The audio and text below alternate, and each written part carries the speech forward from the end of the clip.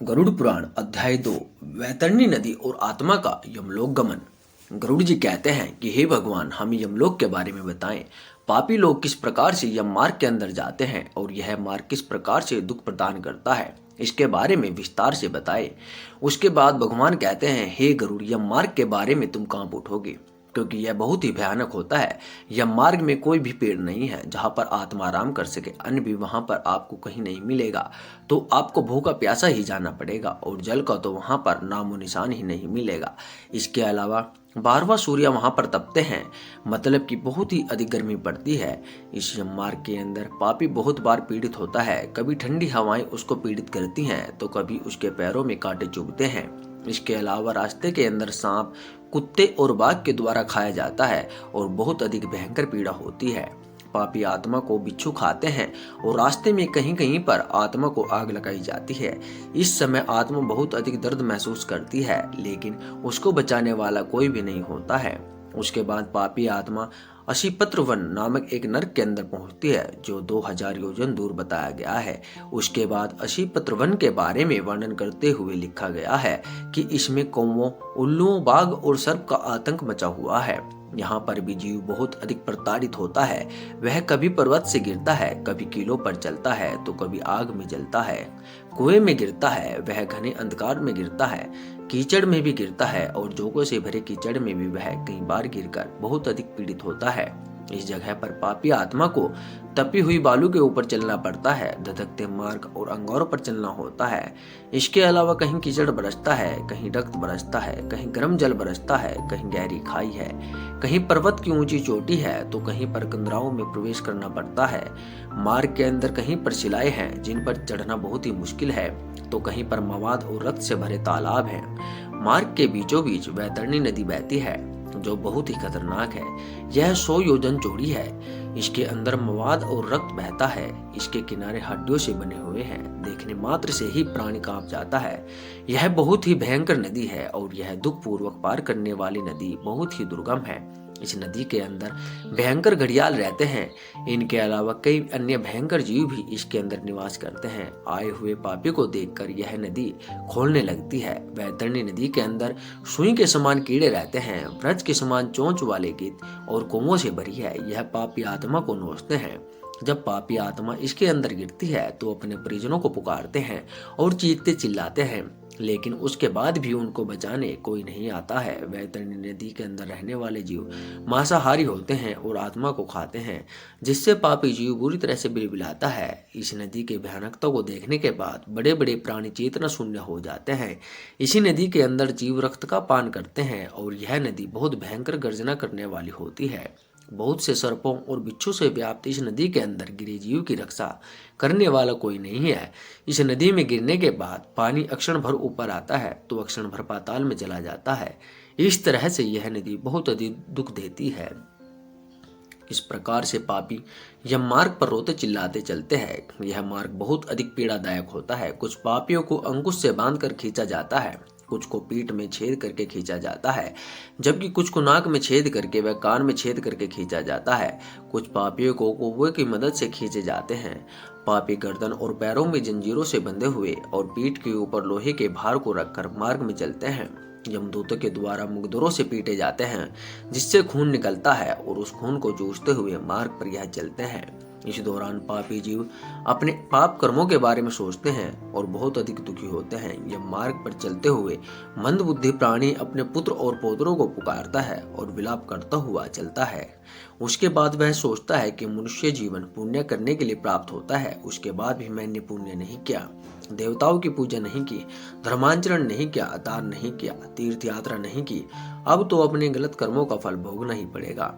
तुमने ब्राह्मणों की पूजा नहीं की, देव नदी गंगा का सहारा नहीं लिया, सत्पुरुषों की सेवा नहीं की, दूसरों को उपकार नहीं किया। हे जीव, अब तुमने जो किया है उसी का फल भोगो। तुमने जल विहीन क्षेत्र में तालाब नहीं बनाए, ब्राह्मणों की आजीविका के लिए कोई प्रयास नहीं किया, तुमने दान नहीं किया, गौओं के भरण पोषण की व्यवस्था नहीं की, पुराणों को नहीं सुना, विद्वानों की पूजा नहीं की, शास्त्रों को प्रमाण नहीं माना। अब अपने बुरे कर्मों का फल भोगो। नारी जीवात्मा भी पश्चाताप करती हुई कहती हैं कि मैंने पति की आज्ञा का पालन नहीं किया, पतिव्रत धर्म का पालन नहीं किया, गुरुजनों का सम्मान नहीं किया, पति की सेवा नहीं की, पति की मौत के बाद वैद्य प्राप्त करके त्याग में जीवन व्यतीत नहीं किया। उपवासों और चंद्रायण व्रतों के नियमों का पालन करके शरीर को नहीं सुखाया। दुष्कर्मों और बहुत प्रकार के दुख को प्राप्त करने के लिए नारी शरीर पाया था। गरुड़ पुराण अध्याय 2 में आगे भगवान बताते हैं, इस प्रकार से विलाप करते हुए वह अपनी नारी शरीर के बारे में कहता है और 17 दिन वायु वेग में चलने के बाद 18वें दिन वह प्रेत सौम्यपुर के अंदर जाता है।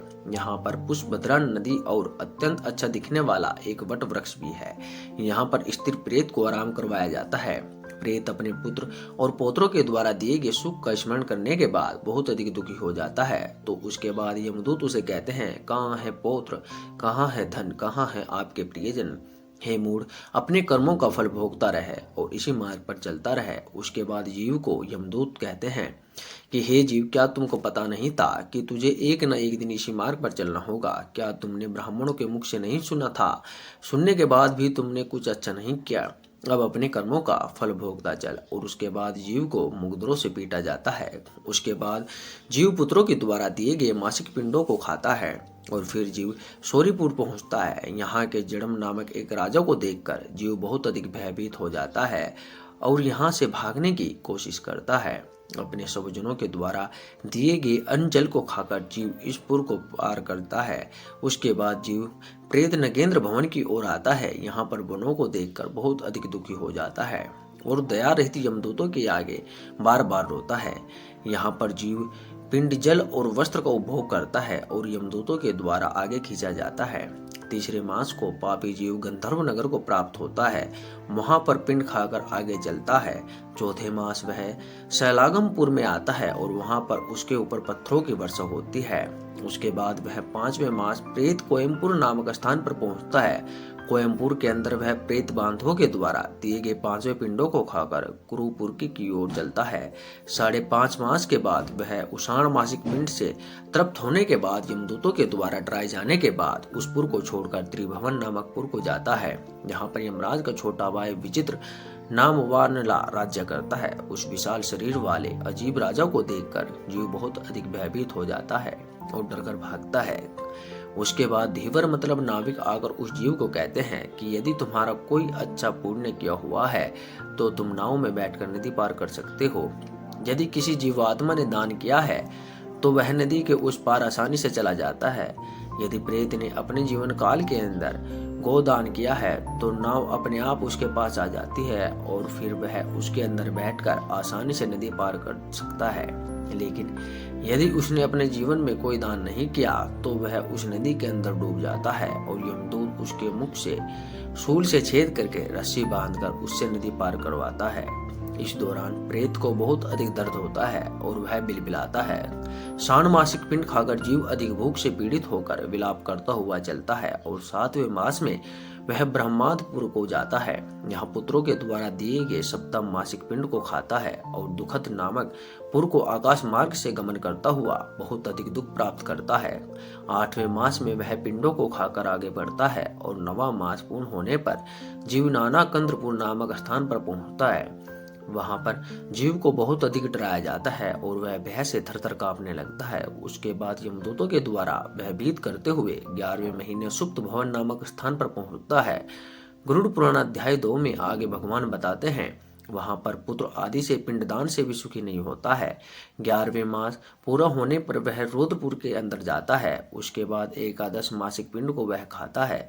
11.5 मास बीतने के बाद वह पयोवर्षण नामक स्थान पर आता है। यहाँ पर प्रेतों के द्वारा घनघोर वर्षा की जाती है और जीव बहुत अधिक दुखी होता है। गरुड़ पुराण अध्याय 2 में आगे भगवान बताते हैं, वर्ष पूरा होने के बाद जीव सीता ढेर नामक नगर को पहुंचता है। वहां पर हिम से भी अधिक ठंड पड़ती है, जिससे जीव बहुत अधिक दुखी होता है और अपनी सहायता के लिए देखता है कि उसे कोई बांधव है या नहीं।